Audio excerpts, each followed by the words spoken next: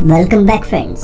दोस्तों, आज मैं जो आपको मूवी एक्सप्लेन करने जा रहा हूँ उसका नाम है अनटेम्ड, जो 2016 में रिलीज हुई थी। वार्निंग, अगर आपको एडल्ट सीन से प्रॉब्लम है तो आप वीडियो को अभी छोड़कर जा सकते हैं। Let's begin with the movie.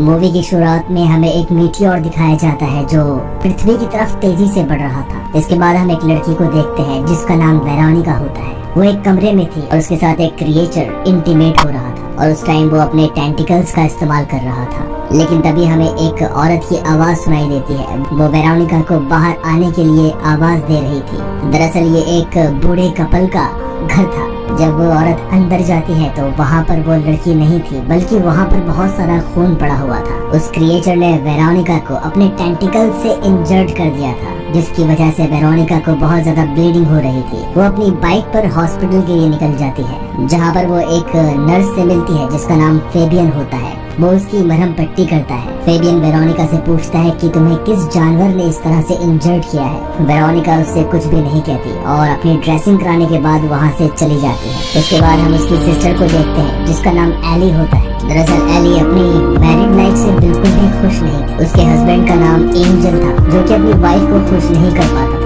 इन दोनों के 2 बच्चे भी होते हैं। इसके बाद हम देखते हैं कि एंजल रात में क्लब चला जाता है, जहाँ पर उसकी मुलाकात फेबियन से होती है। वो वहाँ पर एक दूसरे से मिलते हैं और दोनों आपस में इंटीमेट होना शुरू हो जाते हैं। यहाँ पर हमें पता लगता है कि एंजल अपनी वाइफ के भाई के साथ ही इंटीमेट हो रहा था और उसकी वाइफ को इसके बारे में कोई भी खबर नहीं थी। अगली सुबह वेरोनिका हॉस्पिटल अपना चेकअप कराने के लिए जाती है, जहाँ पर फेबियन उसकी ड्रेसिंग करता है। वेरोनिका फेबियन से पूछती है, क्या तुम्हें इंटीमेट होना पसंद है? फेबियन कहता है कि इंटीमेट होना किसको पसंद नहीं है। ये सुनने के बाद वेरोनिका फेबियन से फ्रेंडशिप कर लेती है। दूसरी तरफ हम देखते हैं कि वो कपल जिनके घर पे वो क्रिएचर था, वो वेरोनिका के बारे में बहुत ज्यादा चिंतित थे। दरअसल ये क्रिएचर उन्हीं कपल्स के घर में रहा करता था। वहाँ पर हम देखते हैं कि वेरोनिका रात में जाती है और उन कपल्स को फेबियन के बारे में इंफॉर्मेशन देती है। ये सभी लोग प्लान बनाते हैं कि फेबियन को यहाँ बुलाकर इस क्रिएचर के साथ इंटीमेट कराना है। वेरोनिका उस क्रिएचर के पास दोबारा जाना चाहती थी ताकि वो अपनी डिजायर्स को सेटिस्फाई कर सके, लेकिन वो कपल ऐसा करने से मना कर देते हैं क्योंकि पिछली बार उस क्रिएचर ने वेरोनिका को बहुत ज्यादा हर्ट कर दिया था।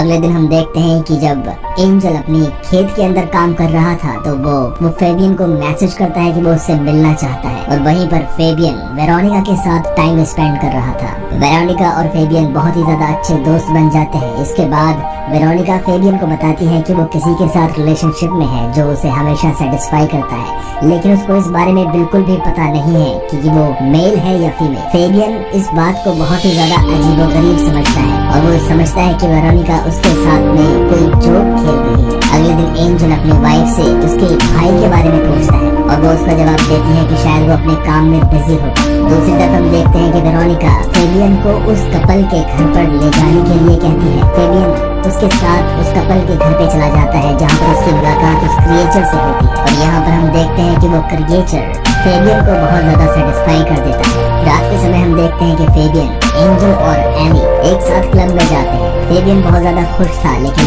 एंजल को बहुत ज्यादा गुस्सा आ रहा था क्योंकि वो उसके मैसेजेस का रिप्लाई नहीं दे रहा था। फेबियन वॉशरूम चला जाता है और उसके पीछे पीछे एंजल भी वॉशरूम चला जाता है और उसको वहाँ पर वो किस करता है, लेकिन ऐसा करने से फेबियन उसको रोक देता है और वहाँ से चला जाता है। इस बात पर एंजल को बहुत ज्यादा गुस्सा आ जाता है। वो जब वॉशरूम से बाहर आता है तो वो देखता है कि फेबियन किसी अनजान व्यक्ति के साथ बहुत मजे से डांस कर रहा है। इसके बाद एंजल को बहुत ज्यादा गुस्सा आ जाता है और वो फेबियन के ऊपर अटैक कर देता है। इसके बाद वो लोग घर चले जाते हैं, जहाँ पर एंजल अपनी वाइफ को बहुत ज्यादा मारता है क्योंकि उसका व्यवहार उसको ठीक नहीं लग रहा था। अगले दिन हम देखते हैं कि एंजल हॉस्पिटल जाता है ताकि वो फेबियन से मिल सके, लेकिन वहाँ पर फेबियन उसके साथ ब्रेकअप कर लेता है। एंजल को इतना ज्यादा गुस्सा आता है और वो वहाँ से वापस आ जाता है।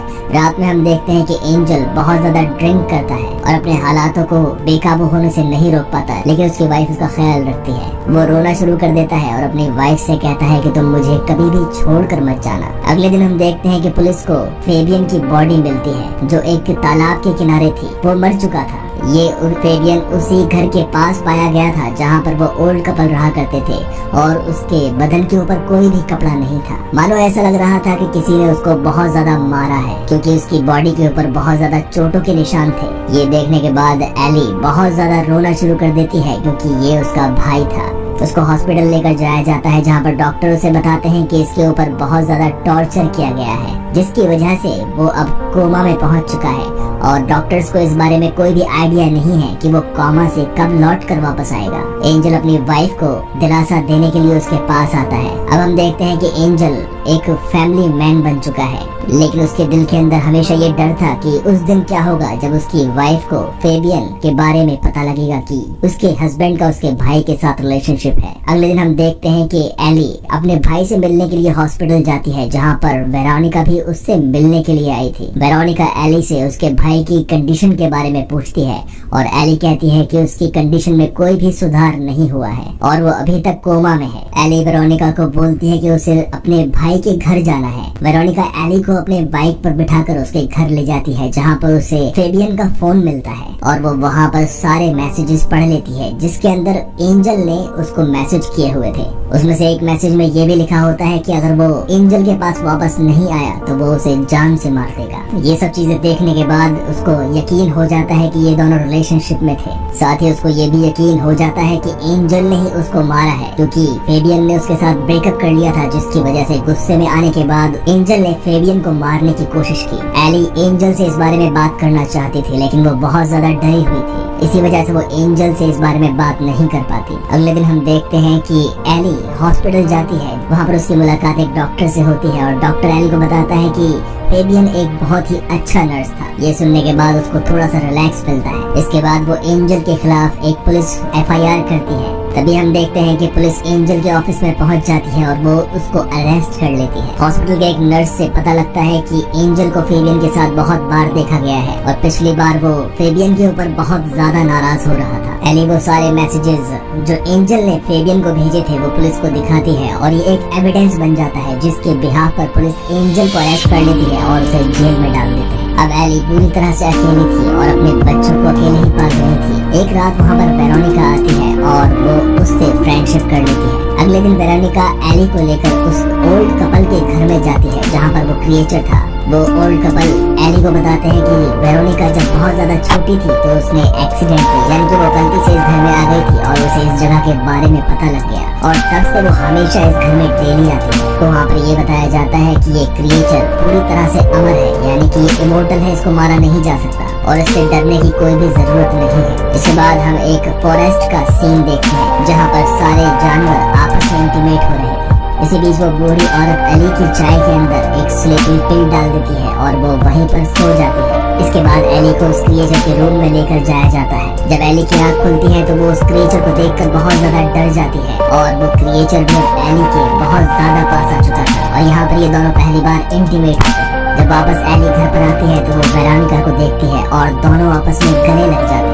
एली वेरोनिका से पूछती है क्या मेरा भाई भी उस क्रिएचर के पास इंटीमेट होने के लिए गया था। वेरोनिका कहती है कि हाँ वो गया था। एली पूछती है क्या क्रिएचर ने ही मेरे भाई को इस कंडीशन में पहुंचाया है। वेरोनिका यहाँ पर झूठ बोल जाती है और वो कहती है कि ये क्रिएचर कभी भी किसी को कोई भी नुकसान नहीं पहुंचाता। इसके बाद वेरोनिका उस कपल के घर में दोबारा से जाती है, लेकिन वो कपल वेरोनिका को उस क्रिएचर के पास जाने से मना कर देते हैं, जिसकी वजह से वेरोनिका बहुत ज्यादा सैड हो जाती है और वो इस जगह से बहुत दूर जाना चाहती थी। साथ ही वेरोनिका एली को ये भी बता देती है कि ये क्रिएचर एक ही आदमी से बार बार इंटीमेट होने के बाद बोर हो जाता है और इसीलिए वो हमेशा कुछ नए लोगों को ढूंढता रहता है। पहली बार तो वो क्रिएचर उस पार्टनर को बहुत ज्यादा प्लीज करता है, यानी कि खुश करता है और उसके बाद जब वो बोर हो जाता है तो उसे बहुत बुरी तरह से इंजर्ड कर देता है। एली ये समझ जाती है कि उस क्रिएचर ने उसके भाई की हालत की है, जिसकी वजह से अब वो कोमा में है, क्योंकि वो क्रिएचर उसके भाई से बोर हो चुका था और इसी वजह से उसने उसके ऊपर अटैक किया। वेरोनिका यहाँ पर ये भी एक्सेप्ट कर लेती है कि उसने एली से हर चीज क्रिएचर के बारे में झूठ बोली थी, लेकिन एली वेरोनिका को उसके झूठ के बारे में माफ कर देती है। इसके बाद वेरोनिका वहाँ से बहुत दूर चली जाती है। एक दिन एली अपने बच्चों को स्कूल से पिकअप करने के लिए जाती है, लेकिन वहाँ पहुँचने के बाद उसको ये पता लगता है कि उसकी माँ उन दोनों बच्चों को स्कूल से लेकर जा चुकी है। ये सुनने के बाद एली एंजल के माता पिता के घर पर जाती है, जहाँ पर वो बहुत ज्यादा लड़ाई करती है और अपने बच्चों को लेकर वहाँ से वापस आ जाती है। इसके बाद वो एक दिन उस क्रिएचर के पास इंटीमेट होने के लिए जाती है। इसके बाद हम देखते हैं कि एली एक दिन हॉस्पिटल जाती है अपने भाई के पास और वो वहाँ पर फेबियन के मुंह से ऑक्सीजन पाइप हटा देती है, जिसकी वजह से फेबियन मर जाता है क्योंकि उसके भाई ने उसके हस्बैंड के साथ रिलेशनशिप बनाया और उसको चीट किया। दूसरी तरफ हम देखते हैं कि एंजल के पेरेंट्स बहुत ज्यादा रिच थे, जिसकी वजह से वो अपने बेटे को जेल से बाहर निकलवा लेते हैं। लेकिन इस टाइम पर एंजल बहुत ज्यादा डिप्रेस्ड और निराश हो चुका था। वो सुसाइड करने की कोशिश करता है, लेकिन वहाँ पर उसके फादर आकर ऐसा करने से रोक लेते हैं। दूसरी तरफ हम देखते हैं कि वेरोनिका अपने सफर में थी और वहाँ पर उसकी मुलाकात एक आदमी से होती है और इसके बाद वो लोग इंटीमेट हो जाते हैं, लेकिन वो आदमी भी वेरोनिका को वो प्लेजर नहीं दे पाता। अब हम देखते हैं कि एली एक किराए के घर में रह रही थी और वहाँ पर एक दिन एंजल अचानक से उसके घर में आ जाता है, जिसको देखने के बाद एली बहुत ज्यादा डर जाती है। एंजल को इस बात पर गुस्सा था। वो सोचता था कि जब वो जेल में था तो एली ने किसी न किसी के साथ फिजिकल रिलेशनशिप जरूर बनाया होगा। एली बहुत ज्यादा गुस्से में होती है और वो एंजल को वहाँ से जाने के लिए कहती है, लेकिन एंजल ऐसा बिल्कुल भी नहीं करता। वो अपनी पॉकेट से गन निकालने की कोशिश करता है, लेकिन वो गन उसकी पॉकेट में ही चल जाती है, जिसकी वजह से उसके पैर में गोली लग जाती है। एंजल एली को उसकी हेल्प करने के लिए बोलता है। एली एंजल की हेल्प करती है और उसे अपने ट्रक तक ले आती है। ट्रक में डालने के बाद एली एंजल को उन्हीं कपल्स के घर पर ले आती है, लेकिन जैसे ही वो दरवाजा खोलते हैं तो उन्हें वहाँ पर वेरोनिका की डेड बॉडी नजर आती है, जिससे ये साफ जाहिर था कि वेरोनिका वहाँ पर क्रिएचर के साथ इंटीमेट होने आई थी, लेकिन उस क्रिएचर ने उसकी जान ले ली। इसके बाद हम देखते हैं कि एली एंजल को उस क्रिएचर के सामने मरने के लिए छोड़ देती है और क्रिएचर उसको जान से मार डालता है। इसके बाद हम देखते हैं कि वो सभी लोग इन डेड बॉडीज को एक होल में दफनाया करते थे।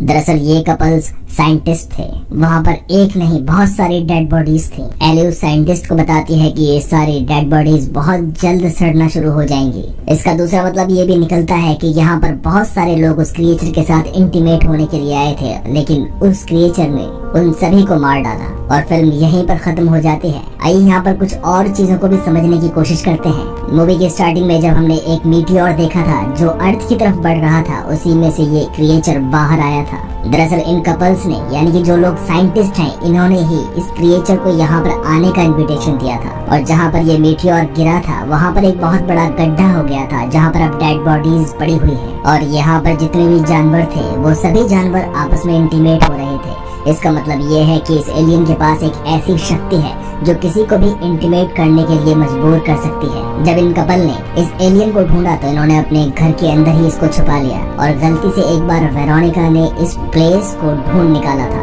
और जिसकी वजह से ये लोग इंटीमेट होना शुरू हो गए थे। और उस एलियन की एक खास बात थी कि वो जिन लोगों के साथ इंटीमेट होता था कुछ दिनों के बाद वो उनको जान से मार दिया करता था, क्योंकि ये उन सभी से बोर हो जाया करता था। लेकिन एक दिन वो एलियन वेरोनिका से भी बहुत ज्यादा बोर हो जाता है, जिसकी वजह से वो उसकी जान ले लेता है। और ये सेम चीज फेबियन के साथ भी हुई थी। वो क्रिएचर फेबियन से भी बहुत ज्यादा बोर हो चुका था, जिसकी वजह से वो उसे बुरी तरह से इंजर्ड कर देता है और इसी वजह से वो कोमा में भी चला जाता है। लेकिन यहाँ पर एली को लगता है कि उसके हस्बैंड ने उसके भाई यानी कि फेबियन को मारा है, जिसकी वजह से वो उसे जेल में भेज देती है। और जेल से एंजल जब वापस आता है तो वो एली को मारने की कोशिश करता है और वो वहाँ पर फेल हो जाता है। इसी वजह से एली एंजल को इस कपल के घर में लेकर आती है और वो क्रिएचर एंजल को मार डालता है। दोस्तों मैं आपको यहाँ पर बता दूं कि वेरोनिका को इस क्रिएचर की रिस्पॉन्सिबिलिटी लेनी थी, क्योंकि वो ही नए आदमी को लेकर इस क्रिएचर के पास आया करते थे और वेरोनिका की वजह से ही इतने सारे लोगों की जानें चली गई। उम्मीद करता हूँ आपको ये फिल्म पसंद आई होगी। अगर आपको फिल्म पसंद आई तो नीचे कमेंट करना बिल्कुल मत भूलिएगा।